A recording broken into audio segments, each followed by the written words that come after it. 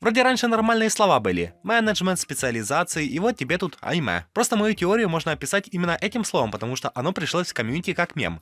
К тому же, в прошлых случаях я использовал уже существующие теории и приносил их к Гаррисмоду. Тут же основы из классических наук нашей жизни у нас нет. Тезис теории аниме-контента гласит, что большое количество контента без одинаковой темы в глазах игрока производит к тому, что весь игровой процесс будет восприниматься несерьезно, и у игрока не будет желания фокусироваться на рациональном геймплее. Вместо него он будет предпочитать веселиться, пользуясь подручными средствами, которые заложены в игре. Термин аниме-контент применим к большой сборке из другого тематического контента. Тут используется слово аниме, потому что именно так описала комьюнити подобный контент в Гаррисмоде. Как только игроки видели, что на сервер ставится какой-то сомнительный контент, который вызывает вопросы к главной тематике сервера, создатели в ответ могли сказать: «Ты еще аниме-модельки поставь».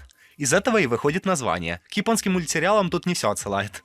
В основной массе своей аниме-контент — это негативное явление, которое просто убивает атмосферу основной темы. В своем электронном архиве причин ненавидеть Dark RP я как раз таки выделил четвертую причину как негативное явление в игровом режиме. Параллель более строгих правил в отношении аниме-контента можно найти в мировой кинематографии. И это ведь понятно. Все киноманы ценят погружение зрителя в фильм, и мне нравится, когда в фильме про Вторую мировую войну используют современную технику 21-го столетия. Однако и аниме-контент может играть на руку, когда у вас цель создать абсурд без строгого геймплея. Вы должны в таком случае наоборот делать фокус на вещах, которые портят атмосферу и мешают окружению, но при этом создают удержание игрока за счет чистого фана. Я, конечно, не игрок РП-серверов, но в таком случае любят привести в пример некий Рашкинск, у которого все получается из-за удаления серьезной основы. Главное не искать баланс между аниме-контентом и тематическим контентом. Здесь нужно выбирать только крайности, ведь при балансе составляющих в среднем появляются только негативные эффекты от двоих. Перед созданием сервера или игрового режима, или карты, вы должны определить, будет ли ваше творение абсурдным угаром или тематическим геймплеем.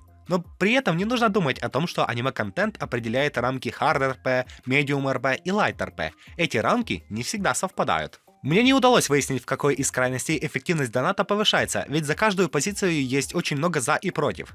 Если тезис о том, что более молодые игроки склонны к пожертвованиям на сервере, то определенно нужно делать фокус на аниме-контенте. Конечно, только в том случае, если у вас цель заработать. А выходит это из моего представления, что среднестатистический мужчина под тридцатник выберет лучше сыграть в арму или каточку в Counter-Strike, нежели пойдет бегать на Death School от случайно скачанных некстботов в Гаррисмоде. Каких-то однозначных рамок, которые определяют абсурд контента и его адекватность, нет.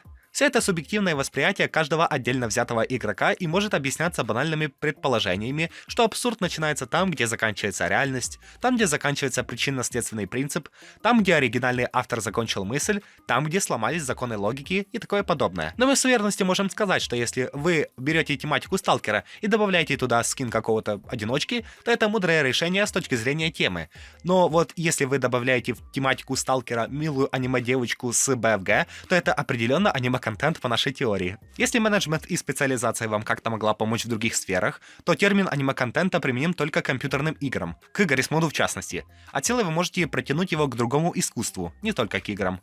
Надеюсь, вы как-то сможете использовать эту информацию. Например, сможете обвинить администратора вашего сервера в том, что он смотрит неправославные мультики.